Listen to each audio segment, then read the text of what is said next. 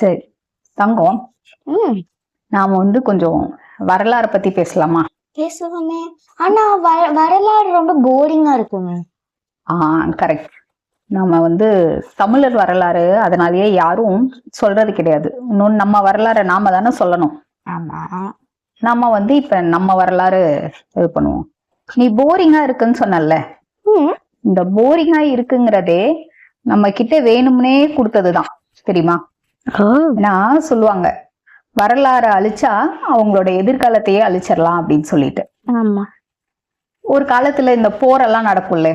இப்ப யாருக்கு யாருக்கும் போர் நடக்குது? ஈரான் இஸ்ரேல். கரெக்ட், ஈரான் இஸ்ரேல் போர் நடக்க. இதுக்கு முன்னாடி காசால போர் நடந்துச்சா? காசால 2023 அவங்களோட லைப்ரரி அழிச்சாங்க. இந்த மாதிரி நிறைய இடத்துல போய் ஒருத்தருடைய ஒரு இனத்தை அழிக்கணும் அப்படின்னு நம்ம நினைச்சா முதல்ல எடுத்தது அவங்களோட லைப்ரரிய தான் அழிப்பாங்க. ஏன்னா அந்த லைப்ரரி அழிச்சா அவனோட வரலாறு அழிஞ்சிரும், அவனோட வரலாறே தெரியாம போயிடுவான். அப்ப அவனை அழிக்கிறது ஈஸி. ஏசியாவோட லார்ஜஸ்ட் லைப்ரரி எங்க தெரியுமா இருந்துச்சு? எங்க இருந்துச்சு? ஜாஃப்னால, ஸ்ரீலங்கால இருக்க ஜாஃப்னா. அது வந்து யாழ் நூலகம் சொல்லுவாங்க, ஜாஃப்னா பப்ளிக் லைப்ரரி. அது எப்ப தெரியுமா அழிச்சாங்க? இந்த மாதிரி ஒரு மே மாசம்.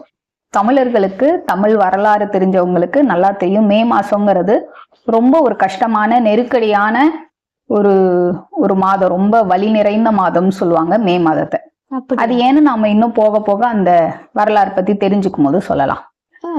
அதுல ஒண்ணு, இந்த மே 31, இந்த மாதிரி ஒரு மே 31 தான் 1981 ஜாஃப்னா நூலகத்தை தீ வச்சு கொளுத்துனாங்க. அந்த நூலகமே ரொம்ப அழகா இருக்கும்னு சொல்லுவாங்க. அதுல இருந்து கிட்டத்தட்ட 97,000 நூல் பிரதிகள், ஹிஸ்டரி புக்கு, நிறைய ஓலைச்சுவடிகள், இது எல்லாமே இருந்துச்சு. அது எல்லாத்தையுமே அழிச்சாங்க. அன்னைக்கெல்லாம் வந்து இப்ப வரலாறு அழிக்கணும்னா என்ன பண்ணாங்க? போய் லைப்ரரி கொளுத்திட்டாங்க, புக்ஸ் எல்லாம் கொளுத்திட்டாங்க. இன்னைக்கு அத ரொம்ப மாடர்னா என்ன தெரியுமா பண்றாங்க? வரலாறு பேசுனா போரிங், வாட் இஸ் திஸ், ஃபன்னே இல்ல அப்படின்னு சொல்லி வரலாறு போரிங்கா ஆக்கிடுறாங்க. நம்ம ஸ்கூல்லயே ஹிஸ்டரினா என்ன நம்ம சொல்லுவோம்? ஹிஸ்டரினாவே ஒரு நம்பர், டேட். வேற என்ன ஹிஸ்டரினா? உனக்கு என்ன படிக்கிறதுனா என்னன்னு தோணும்? டேட், யாரு, எப்ப, அவ்வளவுதான். யாரு யாரோட சண்டை போட்டாங்க, எங்க சண்டை போட்டாங்க, என்னைக்கு சண்டை போட்டாங்க, என்ன நடந்துச்சு, அவ்வளவுதான். இது எல்லாமே டேட்டா. இந்த டேட்டா இப்ப ஜாஃப்னா நூலகம் அழிக்கப்பட்டதுன்னு சொல்றோம். அது இத்தனாம் தேதி தான் அழிக்கப்பட்டதுன்னு உனக்கு தெரிஞ்சிருக்கணும்னு அவசியம் கிடையாது. ஆனா ஜாஃப்னா நூலகம்னு ஒன்ன எரிக்கப்பட்டதுதான் ரொம்ப முக்கியமா நம்ம தெரிஞ்சுக்க வேண்டியது. அதை ஏன் எரிச்சாங்கன்னு நம்ம தெரிஞ்சுக்கணும்ல. சரி, ஏன் இதெல்லாம் தெரிஞ்சுக்கிறோம் தெரியுமா? ஏன் தெரிஞ்சுக்கணும்? சரி, இப்ப நீ என்ன சொன்ன? ஹிஸ்டரினா போரிங், கரெக்டா? ரொம்ப போரிங். சரி, இட்லி சாப்பிட போரிங்கா இருக்குமா, ஜாலியா எக்ஸைட்டிங்கா இருக்குமா? போரிங்கா இருக்கும். சரி, ஐஸ்கிரீம் நல்லா இருக்கு, எக்ஸைட்டிங்கா இருக்கு. ஏன் ஐஸ்கிரீம் சாப்பிட எக்ஸைட்டிங்கா இருக்குன்னு நினைக்கிறேன்? ஏன்னா அதோட ஸ்வீட். ஆமா. சரி, ஸ்வீட், நிறைய ஸ்வீட் இருக்கு. எல்லா ஸ்வீட் சாப்பிட்டாலும் நமக்கு ஏன் எக்ஸைட்டிங்கா இருக்கு? தெரியலையே. அது ஏன் அப்படின்னா, இது ரொம்ப மில்லியன்ஸ் ஆஃப் இயர்ஸ்க்கு முன்னாடி நம்ம மனிதன் உருவாகினால, மனிதன் உருவாகி மனிதனா மாறி அவன் வந்து என்ன சொல்றது, ஒரு ஃபோரேஜரா இருந்தால, போய் காட்டுவாசியா இருந்தால, அப்ப ஆரம்பிச்சது இந்த இனிப்பு மேல இருக்கிற ஒரு ஆசை. நம்மளை சுத்தி இவ்வளவு மரம் இருக்கு, எல்லா மரத்திலயும் பழங்கள் இருக்கா? இருக்காது. இப்ப நமக்கு ஒரு பழம், இப்ப மாம்பழம் வேணும்னா என்ன பண்ணும்? ஒரு சீசன்ல தான் கிடைக்கும், சம்மர்ல மட்டும்தான் கிடைக்கும். ஆமா. பலாப்பழம் அதுவும் சம்மர்ல மட்டும்தான் கிடைக்கும். அந்த மாதிரி ஒவ்வொரு பழத்துக்கும் ஒவ்வொரு சீசன் இருக்கு. சோ ஒவ்வொரு சீசன்லலாம் சில பழங்கள் கிடைக்கும், சில சமயம் பழமே கிடைக்காது. அப்ப அந்த மனிதன் என்ன பண்ணுவான்? அந்த பழம் கிடைக்கும் போதே அள்ளி அள்ளி சாப்பிட்டுப்பான். அந்த பழத்தை நம்ம ஸ்டோர் பண்ணி வைக்க முடியாது. இன்னைக்கு நம்ம தார எவ்வளவு தார் வாழைப்பழம் கிடைச்சாலும் அந்த தாரு அடுத்த வாரம் என்ன ஆகும்? அழுகி போயிடும், இல்ல கெட்டு போயிடும். அப்ப அந்த பழத்தை நீ ஸ்டோர் பண்ணி வைக்க முடியாது. அப்ப இருக்கும் போதே நான் சாப்பிட்டதை காலி பண்ணிடுவேன். அதோடைய தொடர்ச்சி தான் இன்னைக்கு நம்ம எங்கே ஒரு இனிப்பை பார்த்தாலும் நம்ம உடம்பு எடுத்துக்கோ எவ்வளவு நாளும் எடுத்துக்கோ, நம்ம வயிறு கொள்ற அளவுக்கு நம்ம அந்த ஸ்வீட்டை வாங்கி வாங்கி வயிற்றுல அடைச்சிட்டு இருக்கோம். இது வந்து ரொம்ப பழைய ஹிஸ்டரி. இதை நிறைய பேர் என்ன சொல்லுவாங்க, இதையே ஹிஸ்டரின்னு சொல்றீங்க, இது சயின்ஸ் அப்படிம்பாங்க. ஹிஸ்டரியும் ஒரு விதமான ஒரு சயின்ஸ் சார்ந்ததுதான். சரி, அன்னைக்கு பழங்காலத்துல இருந்து இப்ப நம்ம சுகர் மேல இருக்க கிரேவிங் உண்டாச்சு. சரி, இன்னைக்கு இருக்க நம்ம மக்களுக்கு இருக்க, இன்னைக்கு நம்ம வீட்டுல இருக்கிற ஆயா தாத்தாக்கு வர நீரிழிவு நோய். நீரிழிவு நோய்னா என்ன? Sugar, diabetes. Sugar, diabetes, correct. அந்த டயபெட்டிஸ்க்கும் 1943 பிரிட்டன்ல இருந்த வின்ஸ்டன் சர்ச்சிலுக்கும் சம்பந்தம் இருக்குன்னா ஒத்துக்க முடியுமா? எப்படி? அது எப்படின்னா சம்பந்தம் இருக்கு. ஏன்னா அப்ப நடந்த ஃபெமைன் இருக்குல்ல, பஞ்சம் ஏன் வருது?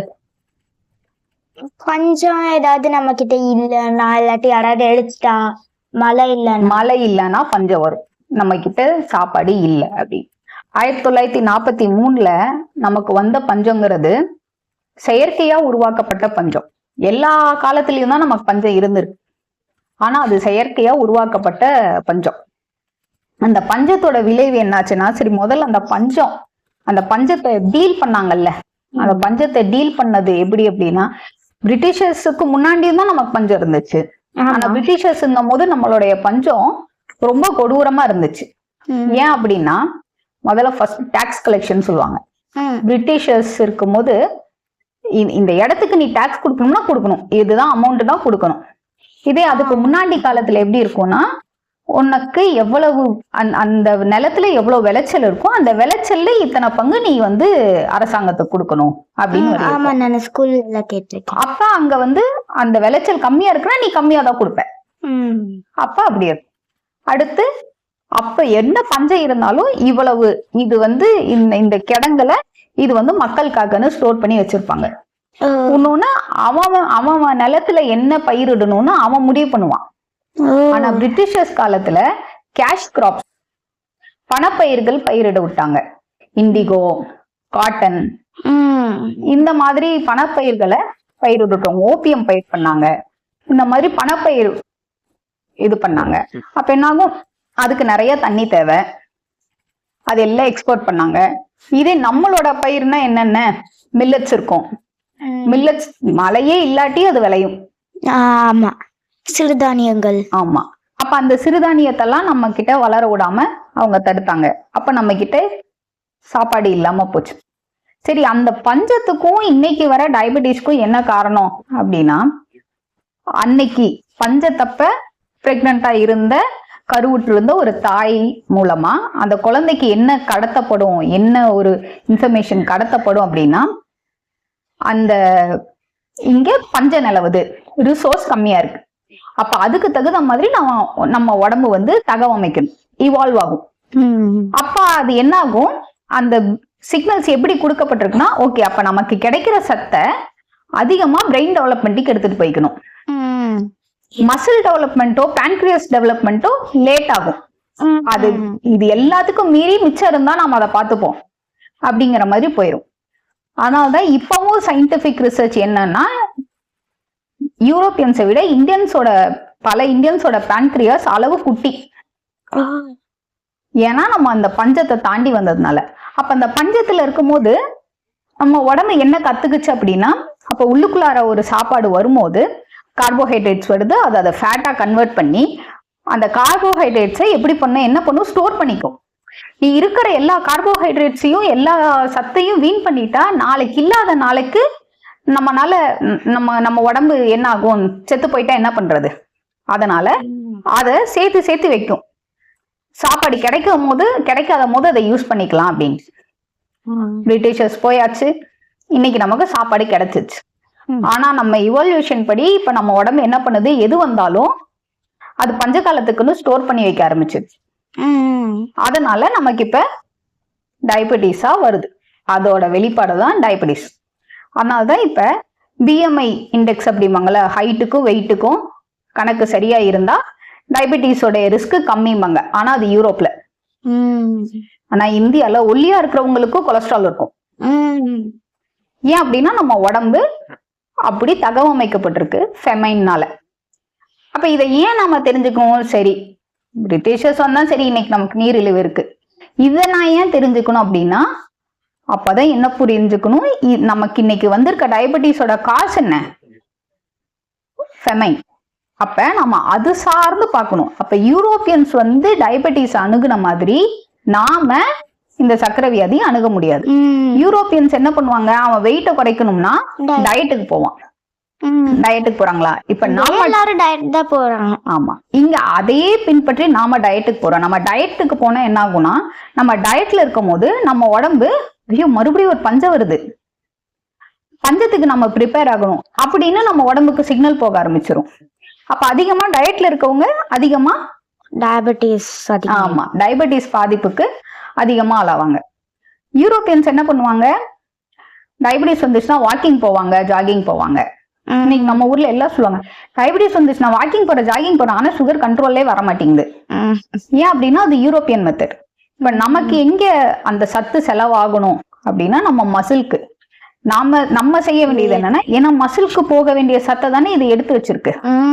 அப்ப நம்ம மசில் பில்ட் பண்றதுக்கு ஸ்ட்ரென்த் ட்ரைனிங் பண்ணணும். அப்ப நமக்கு ஹிஸ்டரி தெரிஞ்சாதான் இன்னைக்கு இருக்க நம்மளுடைய வரக்கூடிய வியாதியிலிருந்தே நம்மளை தடுத்துக்க முடியும். அப்ப முதல்ல என்ன தெரிஞ்சுக்கணும், ஹிஸ்டரி, வரலாறும் முக்கியம். அது மட்டும்தான் முக்கியம் சொல்ல, எல்லாமே படிக்கணும். கூட சேர்த்து வரலாறு ரொம்ப முக்கியம். அதனால நாம இந்த போரிங்கா இல்லாம புதுசு புதுசா வரலாற அழகா பார்ப்போம். இதே வரலாற வச்சு, இந்த வரலாறு மூலமா நமக்கு இன்னைக்கு இருக்க ஒரு சூப்பர் ஃபுட் ஒண்ணு என்ன தெரியுமா, இந்த பிரிட்டிஷர்ஸ் காலத்துல வந்து நம்ம பஞ்சத்தினால நமக்கு கிடைச்சது நீரிழிவு நோய். பிரிட்டிஷர்ஸ் காலத்துக்கு முன்னாடி நமக்கு பஞ்சம் வந்துச்சுல்ல, அப்ப இருந்து நம்ம அதனால நமக்கு கிடைச்ச ஒரு அழகான ஒரு சூப்பர் விஷயம் என்ன தெரியுமா, இன்னைக்கு நம்ம சாப்பிடுற பள்ளிப்பாளையம் சிக்கன். பள்ளிப்பாளையம் சிக்கன் வந்து பஞ்ச காலத்துல உருவான ஒரு சாப்பாடு. பஞ்சம் வந்துருச்சு, எல்லாம் கொஞ்சம் கம்மியா இருக்கு, நம்ம ஊர் பக்கம் எல்லா இடத்துலயும் கண்டிப்பா நாட்டுக்கோழி அது படுத்து சுத்திட்டு இருக்கும். அதுக்கு தேவையான அது ஃபார்ம்ல எல்லா இடத்துலயும் ஓடிட்டு அது பாட்டுக்கு ஓடிட்டு அதுவே பெருக்கிக்கும். ஆமா, தென்னை முறை எல்லாரும் வீட்லயும் இருக்குமா, ஆமா, தேங்காய் கிடைக்கும், அங்க கூட இருக்கு. அப்ப என்ன பண்ணுவாங்க, வரமிளகாய் எல்லா இடத்துலயும் கிடைக்கும். இந்த பள்ளிப்பாளையம் சிக்கனுக்கு தேவையானது இது 3 பொருள் தான். அப்புறம் மசாலாவே கிடையாது. அப்படியா? கோழி, தேங்காய் சில்லு, வரமிளகா, உப்பு, அவ்வளவுதான். கோழிய சின்ன சின்னதா வெட்டி போடுவாங்க. எப்படின்னா தேங்காய் சில்ல அளவுக்கே குட்டி குட்டியா நறுக்கி போடுவாங்க. போட்டு வரமிளகா போட்டு உப்பு போட்டு பெரட்டி எடுத்து வச்சாச்சு. சாப்பாடு சாப்பிடும் போது அந்த குழந்தைங்க இருட்டாயிரும், இருட்டுல உட்காந்து சாப்பிட ஆரம்பிப்பாங்க. சிக்கன் பீஸ் தான் நம்ம எடுத்து சாப்பிடணும்னு சொல்லிட்டு தேங்காய் சில்லு சேர்த்து சாப்பிடுவாங்க. அப்ப ஒரு கோழி அடிக்கிற இடத்துல 2 கோழி அடிக்க வேண்டிய இடத்துல ஒரு கோழி அடிச்சா போதும். 2 தேங்காயை போட்டு மேனேஜ் பண்ணிடலாம். அப்படி வந்ததுதான் பள்ளிப்பாளையம் சிக்கன். ஒரு நம்மளுடைய பஞ்சகால உணவா என்ன இருந்துச்சு, கம்பங்கூழும் தொட்டுக்க பள்ளிப்பாளையம் சிக்கனும் இருந்துச்சு. அவ்வளோ அழகா இருந்தது. இந்தியா நம்ம அப்ப வரலாறு படிக்கணும்.